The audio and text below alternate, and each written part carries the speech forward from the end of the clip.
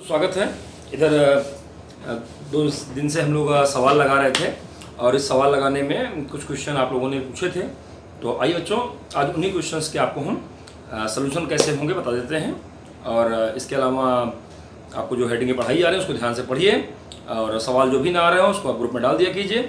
हम उन सवालों को आपके लिए सॉल्व करके वीडियो बनाएंगे इसी तरीके से और आपको बता देंगे।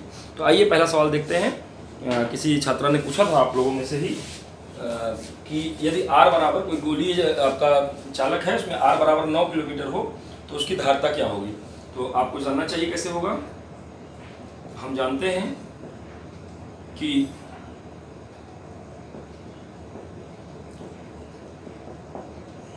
गोलीय चालक की धारिता का सूत्र हम लोग पढ़ चुके हैं पिछले वीडियोज में है। ये हो जाता है 4 पाई एप्सिलॉन 0 इंटू R। तो चलिए इसी पर वैल्यू पुट कर दिया जाए, बेड़ा पार हो जाएगा, हम लोग का सवाल लग जाएगा। तो आइए देखें 1/4 पाई एप्सिलॉन 0 वैल्यू 9 × 10⁹ होती है। तो 4 पाई एप्सिलॉन 0 की वैल्यू 1/9 × 10⁹ हो जाएगा। R की वैल्यू कितना भाई 9 किलोमीटर, किलोमीटर को मीटर में करेंगे 10⁻³ आ जाएगा। अब ये इतना फैराड उत्तर आने वाला है। अब देख रहे हैं 9 से 9 आसानी से कट जाएगा, 10⁻9 माइनस में ऊपर पहुंच जाएगा जब माइनस में हो जाएगा, और 3 उसमें से कटने के बाद 10⁻⁻6 फैराड। इसको आप 1 माइक्रो फैराड कहेंगे। तो 9 किलोमीटर की अगर गोल त्रिज्या का कोई चालक है तो उसकी धारिता आपका 1 माइक्रो फैराड आएगी। उम्मीद है ये बात आपको समझ में आ गई होगी। आइए इस सवाल को देखा जाए। क्या देखिए, इस फिगर में आपको दिख रहा होगा कि ये दोनों आपका सीरीज में है। तो चित्र में कहाँ से शुरू करना है इसको ध्यान देना कीजिए, क्योंकि ये दोनों पहले ब्रांच के रूप में है तो इसको हम सेट करेंगे पहले। तो 6 माइक्रो फैराड और 12 माइक्रो फैराड श्रेणी क्रम में है, सीरीज में है।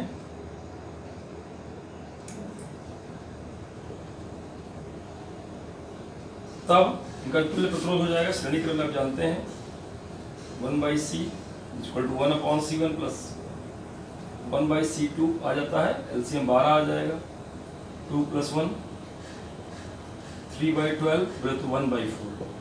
इसलिए C डैश की वैल्यू कितना आ गई 4 माइक्रो फैराड आ गई। तो अब ये चित्र किस रूप में आ जाएगा। तो ये चित्र जो है आपका आप देखेंगे सेट करेंगे तो ये चित्र आपका ये 4 माइक्रो फैराड पहले से था, ये वाला इसकी जगह इक्विवेलेंट लगा रहे हैं हम। तो आपको दिख गया होगा ये भी आपका 4 माइक्रो फैराड देखिए निकाला है, ये लगा दिया। यहाँ पर क्या आ रहा है ये देखिए 8 2। तो ये हो गया B, ये हो गया A, ये 1 माइक्रो फैराड, ये 8 माइक्रो फैराड और ये आपका 2 माइक्रो फैराड। ये है। तो आप देख रहे हैं कि अब ये 4 और 4 यहाँ पर पैरेलल हो गया। अब 4 माइक्रो फैराड हुआ, 4 माइक्रो फैराड समांतर क्रम में है।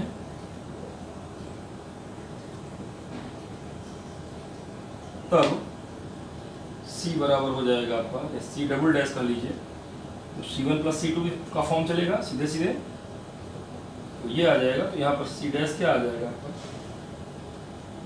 8 माइक्रो फैराड। तो यहाँ पे आपको दिख गया होगा ये 8 माइक्रो फैराड आ गया। और तो इसके बाद अगर हम लोग आगे बढ़ेंगे, चलिए दिखाई पड़ना चाहिए आपको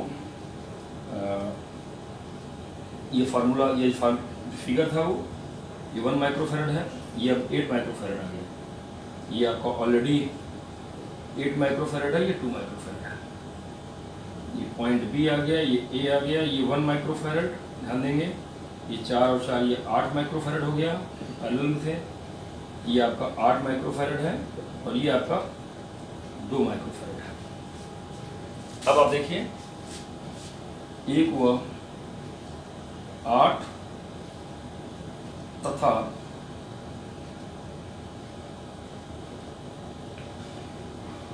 8 हुआ 2 माइक्रोफैरड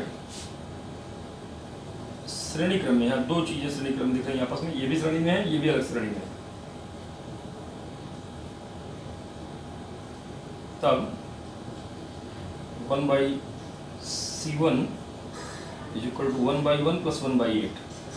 यहाँ 8 एलसीएम आ जाएगा, ये 8 प्लस 1 कुल मिला के 9/8। तो C1 जो आ जाएगा वो 8/9 माइक्रोफैरड आ जाएगा, तथा C2 की वैल्यू 1/8 प्लस 1/2। यहाँ 8 एलसीएम आ जाएगा, ये 1 प्लस 4, ये फिर 5/8। यहाँ से आपका C2 जो आ जाएगा 8/5 माइक्रोफैरड। अब देखिए यहाँ पर बात समझ में आनी चाहिए कि ये आपका सिंपल ये हो गया एक, और एक सिंपल ये हो गया आपका। ये A, ये B, ये कितना आ गया था भाई 8/9। ये कितना आ गया आपका 8/5। अब 8/9 व 8/5 समांतर क्रम में है।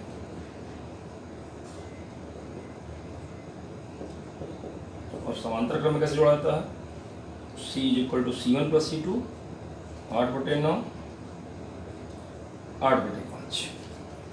इसी को सॉल्व करेंगे।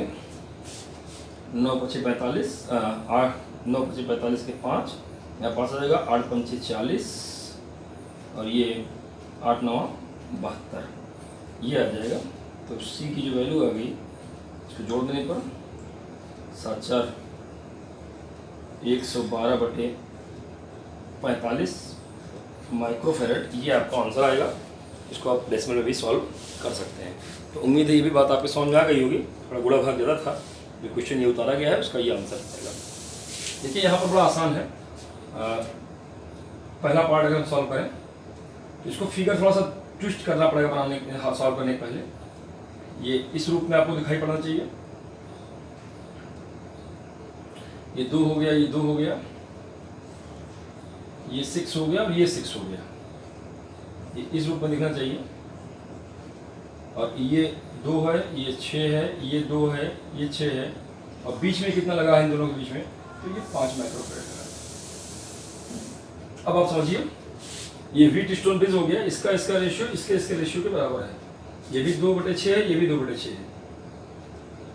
व्हीट स्टोन ब्रिज से क्या आ जाएगा भाई? तो अब आप बीच वाले ड्रॉप करना पड़ेगा आपको। तो ये 2, ये 6, ये 2, ये 6, सिंपल चलेगा। ये बीच वाले को ड्रॉप किया जाता है। क्यों? क्योंकि इन पॉइंट्स का जो ऊपर वाले जो नीचे वाले पॉइंट्स हैं, इनका विभव समान होगा, विभवांतर ही नहीं होगा, तो इनके बीच में कोई आवेश ही नहीं आएगा। और यहाँ पर ये संधारित्र का होना और ना होना दोनों समान है। अब 2 व 6 माइक्रोफैरड श्रेणी क्रम में है।